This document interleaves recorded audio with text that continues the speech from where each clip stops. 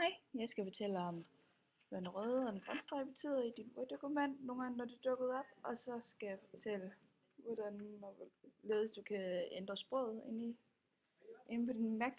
Så lad os bare gå i gang.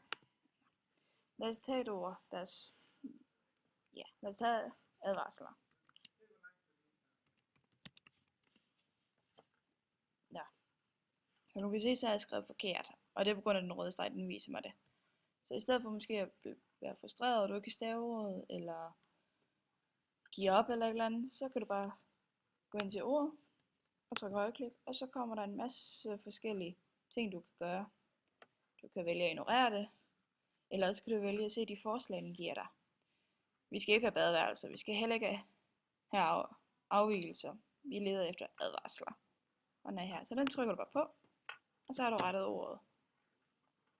Nogle gange kommer der også en grøn streg i dine sætninger, og det kan være blandt andet fordi, hvis den siger, at du har et komma for meget, eller mangler et komma, eller et punktum, eller hvis der måske er en endelse, der er forkert. Og det er også bare med at prøve sig frem der. Nu vil jeg fortælle jer, hvordan I kan ændre sproget inde på din Mac. Du kan markere advarsler, og så går du ind i funktioner, i sprog, og så kan du lave det om til, hvilken form på engelsk du vil have. Vi siger engelsk Storbritannien her. Og så kan du se, så siger den, at det er forkert, fordi eftersom det er engelsk og det er dansk, jeg har skrevet. Så vi laver det om og siger, hello, my name is Jessica. Skal vi tjekke, om det er rigtigt?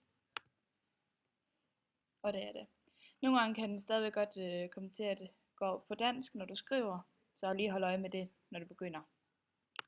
Men vi vil gerne have den tilbage til dansk, så vi markerer det, funktioner, så går vi ind i sprog, og så siger vi dansk.